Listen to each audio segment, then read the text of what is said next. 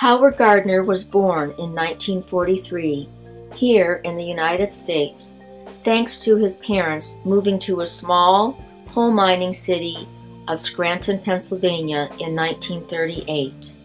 Gardner's parents, of Jewish descent, came to the U.S.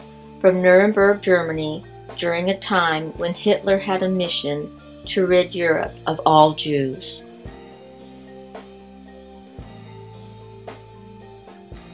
Gardner recalls two events that shadowed his childhood: the Holocaust and the death of his older brother Eric, who died in a tragic sledding accident at age 6. Gardner's parents, being victims of the Nazi regime, did not talk about the Holocaust much. However, Gardner did overhear many stories from relatives who came to live in his family's small apartment. These stories included some individuals lucky enough to escape Nazi Germany, a few relatives who managed somehow to survive the death camps, and the less fortunate who did not. In spite of these two dramatic events, they are what made Howard Gardner the maverick he is today. Not only did he challenge the traditional views of intelligence, which recognized a total of two, verbal and mathematical, Gardner's theory also went against the general belief that intelligence was inherited, in addition to the belief that we were born initially with a blank slate and could be trained to learn anything, provided that it was presented in an appropriate way.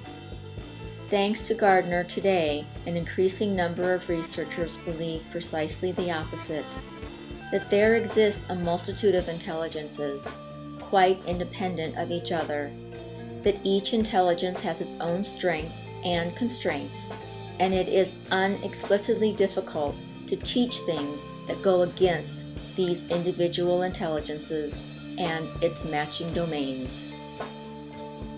Let's listen to a clip of Howard Gardner explaining his views on the multiple intelligences in the classroom. If we know that one child has a very spatial or visual spatial way of learning, another child has a very hands-on way of learning, a third child likes to ask deep philosophical questions, a fourth child likes stories, we don't have to talk very fast as a teacher.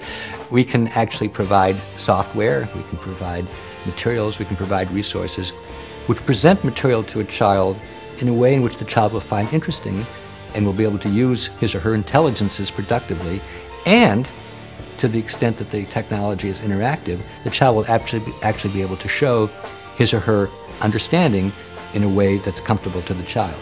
We have this myth that the only way to learn something is read it in a textbook or hear a lecture on it, and the only way to show that we've understood something is to take a short answer test or maybe occasionally with an essay question thrown in. But that's nonsense. Everything can be taught in more than one way, and anything that's understood can be shown in more than one way. I don't believe because there are 8 intelligences we have to teach things 8 ways. I think that's silly. But we always ought to be asking to ourselves, are we reaching every child? And if not, are there other ways in which we can do it? Here are a few paths to children's learning teachers can address in their classroom. Visual and spatial learners. They learn by seeing and organizing ideas spatially. The ability to see things in one's mind and plan to create a product or solve a problem. Then you have your verbal linguistic learner, who learns through spoken and written word. You also have your mathematical and logical learner, who learns through reasoning and problem solving. Then there's body and kinesthetics. These are hands-on learners. They learn through interaction with one's environment. Then there's the musical rhythmic learner, who learns through patterns, rhythms, and music. This includes not only auditory learning, but the identification of patterns through all of the senses. Then there's the intrapersonal learner, who learns through feelings, values, and attitudes. This is definitely an effective component for learning, through which students place value on what they learn and take ownership for their learning. Then there's the interpersonal learner, who learns through interaction with others. Not the domain for children who are simply talkative or overly social. This intelligence promotes collaboration and working cooperatively with others. Then there's the naturalist. They learn through classification, categorizing, and hierarchies. The naturalist's intelligence picks up on subtle differences in meaning. It is not simply the study of nature. It can be used in all areas of study. In conclusion, schools have often sought to help students develop a sense of accomplishment and self-confidence. Gardner's theory of multiple intelligences provides a theoretical foundation for recognizing the different abilities and talents of students.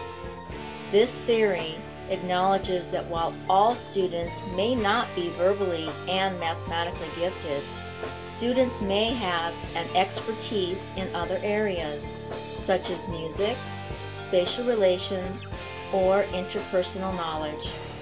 Approaching and assessing learning in this manner allows a wider range of students to successfully participate in classroom learning.